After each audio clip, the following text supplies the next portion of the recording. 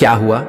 जब एक पाकिस्तान का परिवार पहुंचा बांके बिहारी मंदिर में, फिर वहां जो चमत्कार हुआ उसे देखकर आपके भी पैरों तले जमीन खिसक जाएगी। दोस्तों, आखिर वो पाकिस्तान का परिवार बांके बिहारी मंदिर में क्यों गया? आखिर बांके बिहारी मंदिर में उन लोगों के साथ क्या हुआ जिस घटना ने उनकी जिंदगी को बदल कर रख दिया? जानने के लिए इस वीडियो को बिल्कुल अंत तक देखिएगा।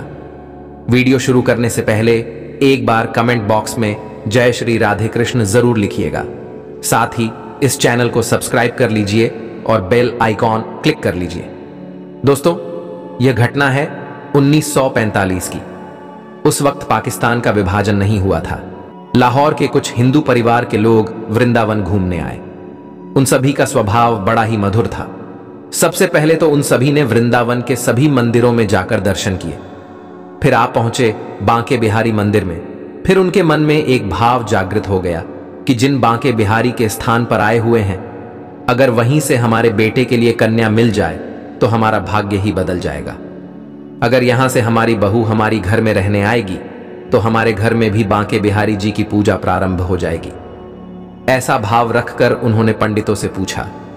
तब किसी विद्वान पंडित ने बताया कि एक पंडा की बेटी है, बड़ी ही सादगीवान है, बड़ी ही श्रद्धावान है और बांके बिहारी की बहुत बड़ी भक्त है।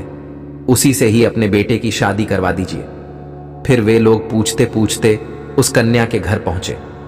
घर परिवार देखकर आए। अब लड़के वाले को तो लड़की पसंद आ गई, पर लड़की वाले विचार करने लगे। कहने लगे, हैं तो यह सभी यात्री ही। फिर लड़की वालों ने कहा, बात तो हम पक्की कर लेंगे, लेकिन पहले हम लाहौर आकर देखेंगे। आप लोग कहाँ रहते हैं? क्या व्यवसाय है? सब कुछ। फिर लड़के वालों ने कहा, ठीक है। यह कहकर वे सभी लाहौर के लिए रवाना हो गए। कुछ दिनों बाद लड़की वालों ने लाहौर जाकर सब कुछ देखा। अब उन्हें भी लड़के वाले पसंद आ गए। फिर शादी की तारीख निकाली गई और उन दोनों की बड़े ही धूमधाम से शादी कर दी गई।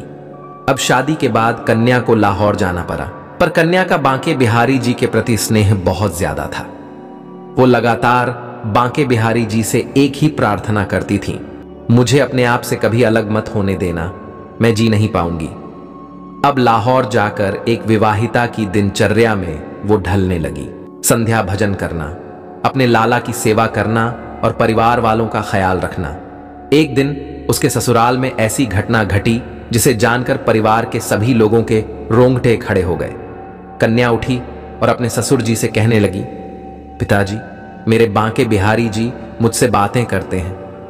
ये जो प्रतिमा मैं लेकर आई हूं वृंदावन से, ये कोई साधारण प्रतिमा नहीं है। ये मुझ कह रहे हैं कि यह स्थान छोड़ दो, अन्यथा बड़ी दिक्कत हो जाएगी। उसकी बात सुनकर पहले तो सभी ने मजाक में टाल दिया। सभी ने कहा, ऐसा थोड़ी ना होता है। अगले दिन कन्या ने फिर से कहा, मेरे बांके बिहारी जी कह रहे हैं यह स्थान छोड़ दो, सबके लिए यही अच्छा होगा, वरना बड़ी दिक्कत हो जाएगी। अब ससुर जी को गुस्सा आने लगा। उसके पति ने भी उसे डांटा। बोला, क्या पागलपन है? हम लोग कितने वर्षों से यहां रह रहे हैं, कोई दिक्कत नहीं हुई। फिर कन्या शांत हो गई। हफ्ते गुजर गए। दिन का समय था। एक खबर आई। एक व्यक्ति भागता हुआ उस कन्या के ससुर जी के पास गया और बोला, सेठ जी, आपके बड़े बेटे का जो बेटा है, आपका पोता, उसका कुछ लोगों ने अपहरण कर लिया है। मैं उसे स्कूल से लेकर आ रहा था। रास्ते में कुछ लोग बच्चे को छीन कर कहने लगे, यह हिंदू का लड़का है, हम इसे मार देंगे, और लेकर भाग गए। उसकी बात सुनकर सेठ जी को रोना आ गया। रोते रोते घर पहुंचे और अपने बहू को बुलाकर कहने लगे, मुझे माफ कर दो बेटा, मुझसे भारी अपराध हो गया है। तुम्हारे बांके बिहारी जी कह रहे थे ना, कुछ दिक्कत आ सकती है, और आज वह दिक्कत आ भी गई। मेरे पोते का अपहरण कर लिया गया है और वे लोग उसे मार देंगे। अब कुछ उपाय बताओ, अब क्या करना होगा? कन्या रोते हुए सभी को लेकर मंदिर पहुंची। कहा, इनसे ही प्रार्थना करो, यही उपाय कर सकते हैं। और सबने मिलकर प्रार्थना की, हे बांके बिहारी जी, हमारे पोते को वापस लौटा दीजिए।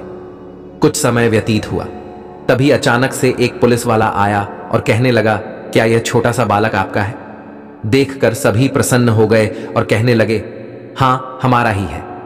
पुलिस वाले ने बताया, रास्ते में कुछ लोग इसको लेकर जा रहे थे। मैं समझ गया इसका अपहरण हुआ है। मैं उसके पीछे गया और उसे लेकर आपके पास आ गया। यह स्थान अब आप लोगों के रहने लायक नहीं है। जल्द से जल्द यहां से चले जाइए। सेठ ने पूछा, तुम कौन हो? उन्होंने बताया, मैं यहां का दरोगा हूं।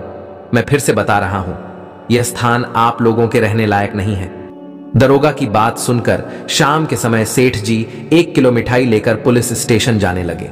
वहां जाकर पूछा, दरोगा कौन है? तो दूसरा दरोगा बैठा था, उससे मिलवा दिया। सेठ ने कहा, नहीं, यह दरोगा नहीं, वो दरोगा जो सुबह हमारे घर पर हमारे पोते को लेकर आया था। पुलिस वालों ने कहा, यहां इनके अलावा कोई और दरोगा है ही नहीं। सेठ ने कहा, ऐसा कैसे हो सकता है? प्रातःकालीन तो मिला था, मेरे पोते को लेकर आया था। तुम कहते हो है ही नहीं। पुलिस वालों ने फिर से कहा, यहां इनके अलावा कोई और दरोगा है ही नहीं। सेठ ने इधर उधर पूछा। सेठ को विश्वास ही नहीं हो रहा था। सेठ जी लौटकर घर आए और बहू को सारी बातें बता दी।